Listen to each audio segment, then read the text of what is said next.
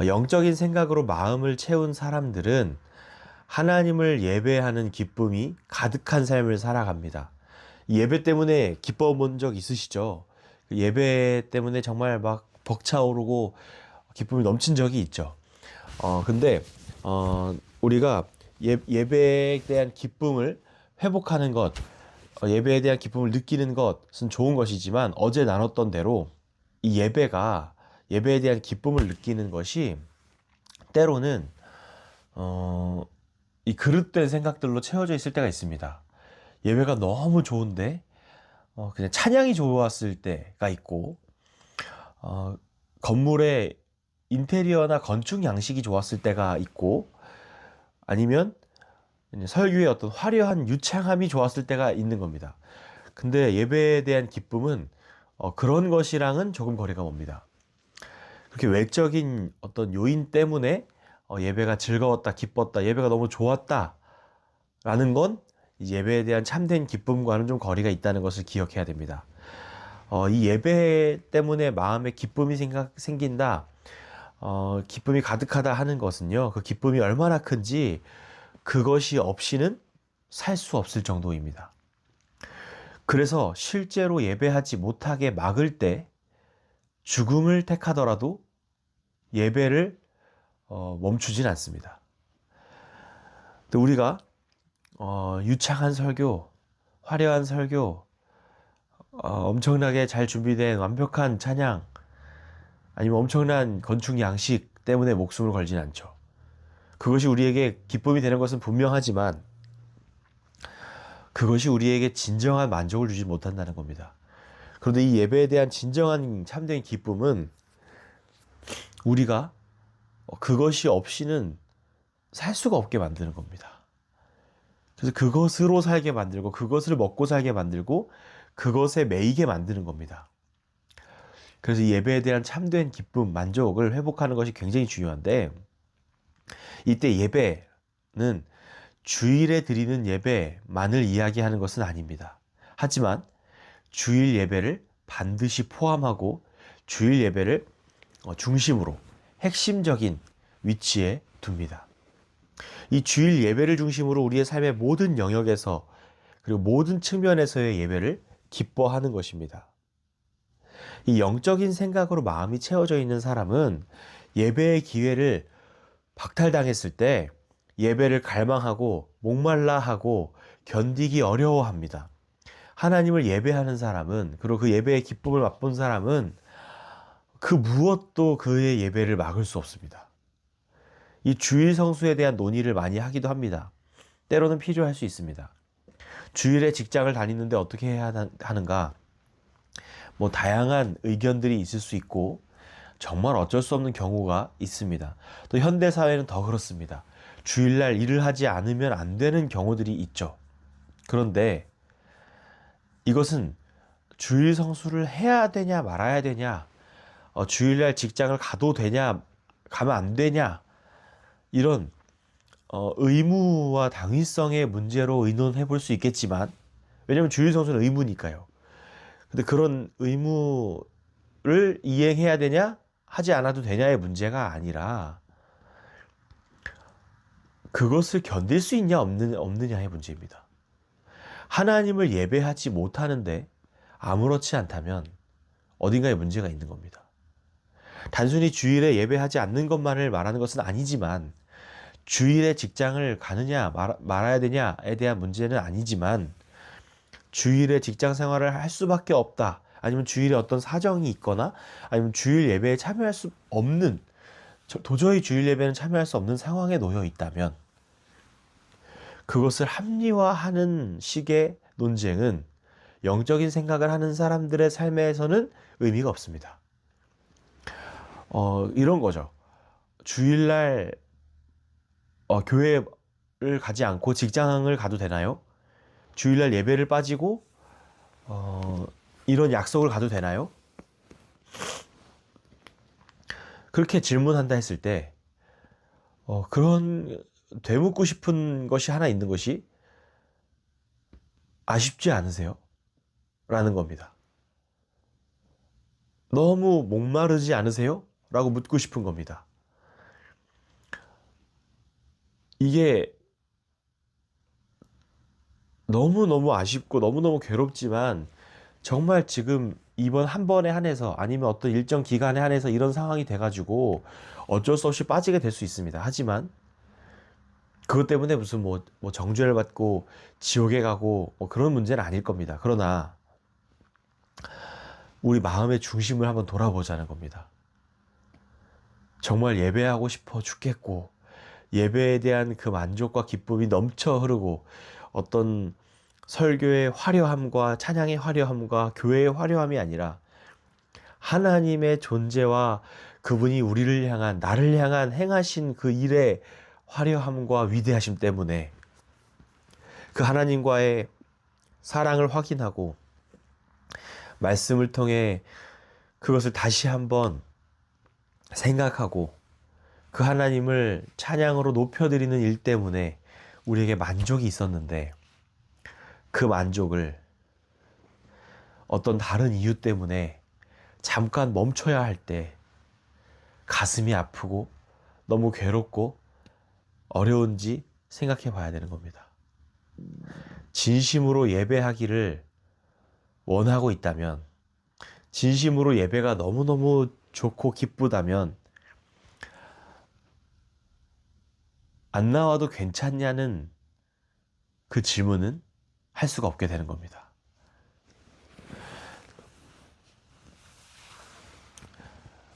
직장 생활이 예배를 막고 코로나가 예배를 막고 온갖 것들이 예배를 막습니다. 그런데 우리가 기억할 것은 예배는 막을 수 있는 그런 종류의 것이 아닙니다. 막을수록 주일 예배가 월요일 예배가 되고 월요일 예배가 화요일 예배가 되고 화요일 예배가 일주일 전체의 예배가 되는 겁니다. 이 말은 주일 예배를 못 가면 월요일 예배하면 된다는 뜻이 아닙니다. 주일을 못 가게 하면 주일을 비롯한 월요일도 예배하는 사람이 된다는 겁니다. 주일과 월요일을 못하게 하면 주일, 월, 화를 예배하는 사람이 된다는 겁니다. 그것도 다 못하게 하면 나머지 날 전체를 예배하는 사람이 되게 되는 겁니다. 사도들이 그랬고 초대교회 성도들이 그랬고 우리의 믿음의 선조들이 그랬습니다. 예배하지 못하도록 감옥에 가뒀더니 감옥에서 일주일 내내 하나님을 찬송하는 겁니다. 예배는 예수 그리스도의 십자가와 부활을 실제적으로 기억하며 그것을 기뻐하고 감사하는 것이기 때문에 그렇습니다. 그래서 신자들은 죽는다 할지라도 예배합니다. 그렇다면 예배에 대한 참된 기쁨은 어떤 내용인가? 신자들은 예배를 통해 하나님과의 사랑의 관계와 기쁨을 증폭시킵니다. 마치 막 만나기 시작한 연인들이 데이트를 할 때의 설렘처럼 그 시간을 사모합니다. 예배할 때 하나님과의 사랑의 관계가 자극을 받고 더 큰 기쁨으로 채워지는 것이 참된 예배의 특징인 겁니다. 거듭남을 경험하지 않은 사람은 형식적인 예배 행위를 넘어설 수 없습니다. 형식만 남은 예배는 오히려 하나님을 모독하는 것입니다. 어떤 남녀, 방금 전에 만난 그런 커플의 이야기를 예로 들었는데, 막 이제 만나기 시작한 남녀가 있다고 했을 때, 그 남녀가 이제 교제하기로 하지 않고, 그냥, 이제 선을 보거나, 그냥 처음 만나는 그런 상황이었다면, 아직은 형식적이겠죠. 근데 이제 그 형식을 갖춘 만남을 가지고 가다가, 이제 드디어 서로에 대한 마음을 확인하고 이제 교제하기 시작할 때, 그때도 여전히 형식만 남아있다면 그냥 만나서 예의를 차린 잘 지냈는지 날씨 이야기 그냥 직업 묻고 서로 신상만 물어보는 그런 관계로 남아있다면 그건 사실 이미 그 관계는 관계가 아닌 겁니다. 처음 만나는 연인들의 마음에는 설렘과 그 기대와 엄청나게 그 시간만을 생각하는 그런 엄청난 기쁨이 가득 차 있죠. 근데 하나님과의 관계가 바로 그런 것입니다. 형식을 뛰어넘는 형식만 남은 그런 관계는 생각할 수 없는 그런 그런 설렘과 기쁨이 가득 차 있는 겁니다. 그런데 형식만 남아 있고 기쁨도 설렘도 없는 그런 예배는 하나님께서 절대로 받지 않으십니다. 이사야서 29장 13절에 주께서 이르시되 이 백성이 입으로는 나를 가까이하며 입술로는 나를 공경하나 그들의 마음은 내게서 멀리 떠났나니 그들이 나를 경외함은 사람의 계명으로 가르침을 받았을 뿐이라. 이렇게 말씀합니다. 그냥 글로 배웠다는 거예요. 그냥 명목상 형식상의 백성이라는 겁니다. 그러니 주일 예배에 참석한 것으로 만족하지 마시기 바랍니다. 하나님께서는 우리의 마음의 중심을 보십니다.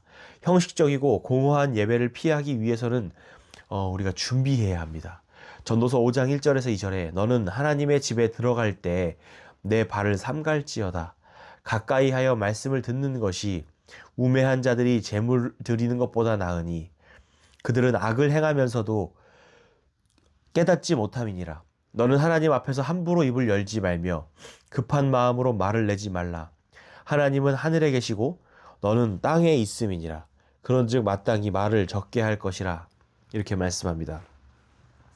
우리가 예배를 통해 얻을 수 있는 참된 기쁨은 그냥 주어지는 것이 아니라 준비해야 합니다. 하나님께 나아갈 때 아무 생각 없이 가면 아무것도 누릴 수 없습니다. 그저 형식적인 시간이 됩니다.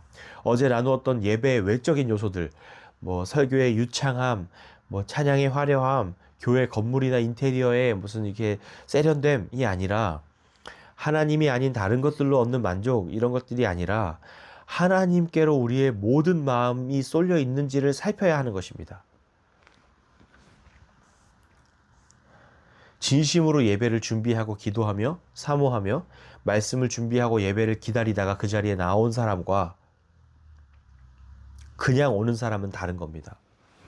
그럼에도 불구하고 목사이든 예배 순서 담당자이든 그냥 참여자이든 상관없이 거듭난 신자는 예배를 통해 하나님과의 관계가 더욱 돈독해지는 기쁨을 누리게 됩니다. 우리 마음의 문을 두드리시는 예수님을 만나게 되는 겁니다. 예배를 통해 하나님을 만나고 더 깊이 알게 되고 그분과 동행하는 기쁨은 세상이 주는 기쁨과는 비교할 수 없는 겁니다. 그래서 예배는 냉담할 수 없습니다. 미지근할 수 없습니다. 애매할 수 없습니다. 뛰어야 하고 소리 질러야 하고 그런 게 아니라 우리의 내면에서 넘쳐 흐르는 무엇인가가 있을 수밖에 없다는 겁니다. 우리 내면에서 끓어오르는 무엇인가가 있을 수밖에 없다는 겁니다. 그 기쁨을 일주일에 한 번씩 강렬하게 경험하는 삶을 상상해 보시기 바랍니다. 그러한 삶은 변화가 일어날 수밖에 없고 그러한 삶은 애매하고 어정쩡할 수 없습니다. 이제 금요일입니다. 이륙교회를 예를 들면 이륙교회는 평일에는 기도회로만 모입니다. 그리고 예배는 주일에 한 번 합니다. 각자의 자리에서 혹은 이륙교회에 나아오셔서 그 시간을 예배할 때, 예배하는 시간으로 가질 때 준비하고 기대합시다. 하나님이 나를 어떻게 만져주시고 만나주시고 나에게 어떠한 말씀을 해주실 것인지 나의 삶을 어떻게 인도하기로 약속하실 것인지 그 모든 것들에 대한 그 모든 것들은 하나님에 관한 것들로 채워지길 바랍니다. 이 하나님에 관한 모든 것들로 설렘과 기쁨으로 채워지기를 한번 상상해 봅시다. 그리고 기대합시다. 하나님은 그러한 사람에게 그 기대보다 더 큰 기쁨을 부어주실 겁니다. 우리의 삶의 예배가 너무 형식적이 돼버렸고 그냥 일주일에 한 번 가는 것 혹은 그보다 더 많이 가서 기도에도 참여하고 각종 예배에 참여하지만 너무너무 기쁜 그 예배가 너무너무 기대되는 그 일들이 사라졌다면 혹은 기대가 되더라도 어떤 다른 요인들 때문에 기쁘고 만족하고 기대가 되는 것이었다면 이제는 다시 하나님께로 우리의 초점을 돌렸으면 좋겠습니다. 예배가 기대되는 삶, 그 예배의 힘으로 한 주를 살아가는 삶, 그것이 너무 기뻐서 나의 삶은 때로는 어렵고 힘들지만 주님으로 인해 만족하고 그분으로 인해 정말 에너지가 만땅으로 충전돼서 행복하게 살아가는 그런 예배의 기쁨이 회복되는 그런 우리의 삶이 되기를 예수님의 이름으로 축원합니다.